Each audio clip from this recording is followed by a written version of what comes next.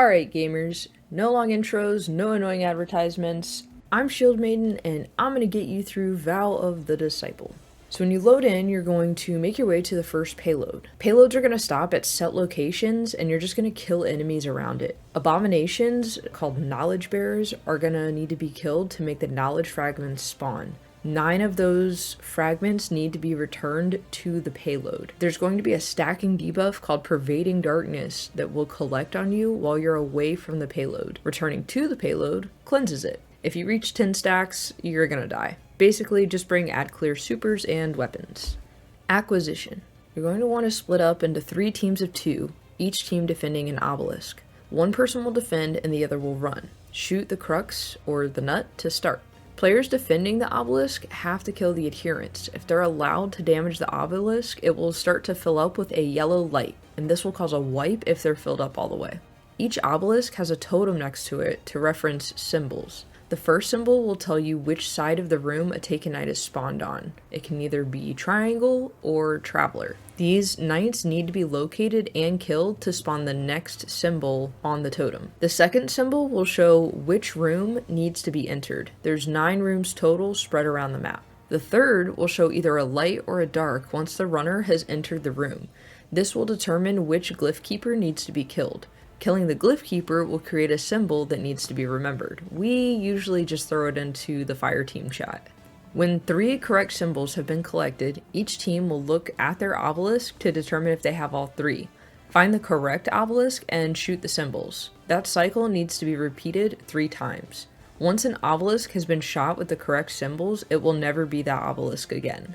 If a room needs to be opened because they do have doors that close, shoot the nut in the middle to cycle the doors. Definitely recommend add clear supers and weapons. Runners may want something a little extra for the glyph keepers, or eager edge for movement tech, that kind of a thing. There are also unstops in this encounter. Caretaker. You're going to want to split up into 3 teams of 2. One for add clear, one for runners, and one for stunning. Shoot the cruxes next to the door to start. The runners. You're going to enter the room and collect the knowledge fragments. You can hold up to 3 at a time. Adds in here can be completely ignored. When you exit, you're going to shoot all the symbols in the middle obelisk that you've collected. Your teammate can help with that if needed. While inside, you're going to be getting Pervading Darkness stacks, and they'll fall off while outside. Take turns going into the room to collect the knowledge. This will ensure that neither one of you die with pervading stacks of darkness. In theory. If you're on the stun team, you're going to be holding the caretaker's attention. One player will stand closer to the boss to bait out a stomp. Once this happens, his face will glow. Shooting his face will cause the coffin on his back to open up. The other stunner will shoot the coffin, causing the boss to stagger.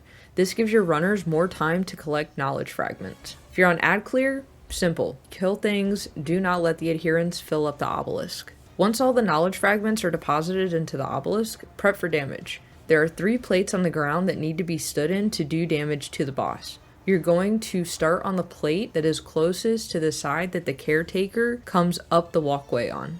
When the plate starts glowing, that's when damage starts. Eventually this glow will move to the next plate and then you're just going to follow the plates to continue damage. If the threshold is met before all 3 plates are stepped on, he's going to teleport to the next floor. Basically, you're repeating this process for 3 floors or sooner, depending on your damage. Then stairs will fall down and you will enter into final stand. Loadout recommendations: usually just a well per floor is super beneficial. Damage supers and strong DPS weapons like rockets or linear fusions with divinity, which is kind of optional. Exhibition.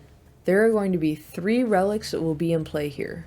The crux, or I call it the nut, the Aegis shield from Vogue, and an Eye of Riven, like in Last Wish. You're going to split into 2 teams of 3, and each team will take one side of each of the rooms. There are Scorn and Taken glyph keepers throughout the encounter. If you're holding an artifact, you're going to see symbols dropped by Taken glyph keepers. If you're not, you'll see the Scorns drop symbols.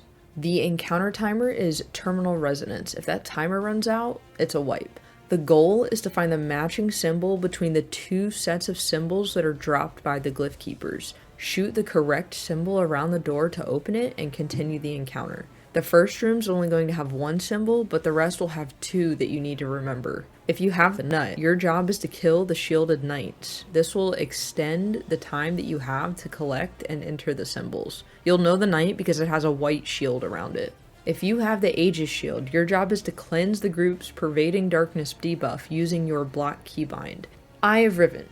Your job is to clear the blights, making enemies immune. Killing enemies will cause the glyph keepers to spawn so that you can collect the symbols to open the doors. You're going to kill 2 glyph keepers to get the first symbol, and then the crux holder will kill the knight to extend the time, and then the other 2 glyph keepers will be spawning in, and they need to be killed for the second symbol. There's 4 rooms in total, each one gets longer than the last, and the pace has got to be kept.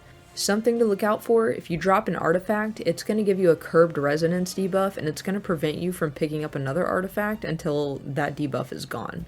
After each room is cleared, artifacts will be deposited. It also extends your timer. Be careful, there's usually screebs in the room. Rhulk.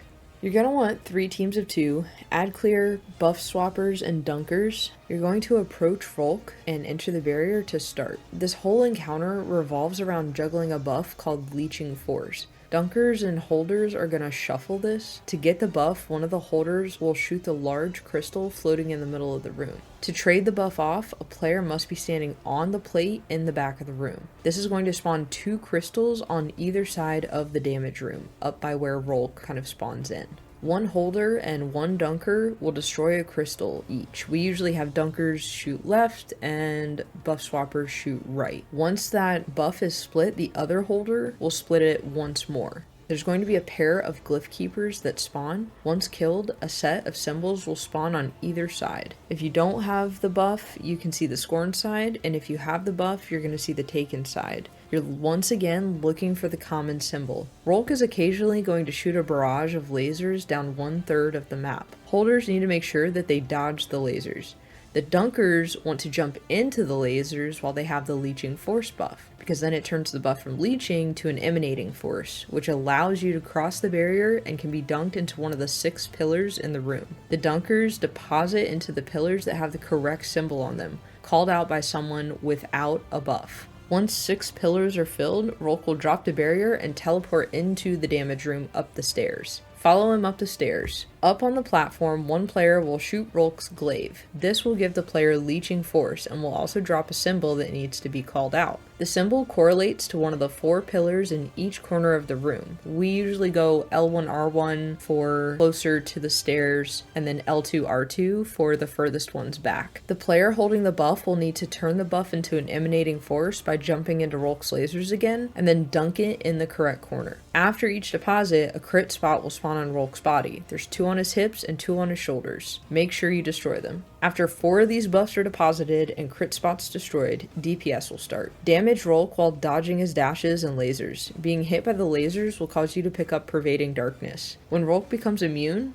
go down to the first floor and repeat the mechanics. When you hit Final Stand, allow him to enrage and then start damage again. You're going to gain stacks of Pervading Darkness during this, so he must die before you reach 10 stacks. Definitely recommend damage supers and whatever is meta for DPS weapons. Div is usually recommended for the debuff, and it's easier to hit the target that way. If you enjoyed the video, be sure to like, subscribe, and check out the videos on screen for more Destiny 2 content. Bye!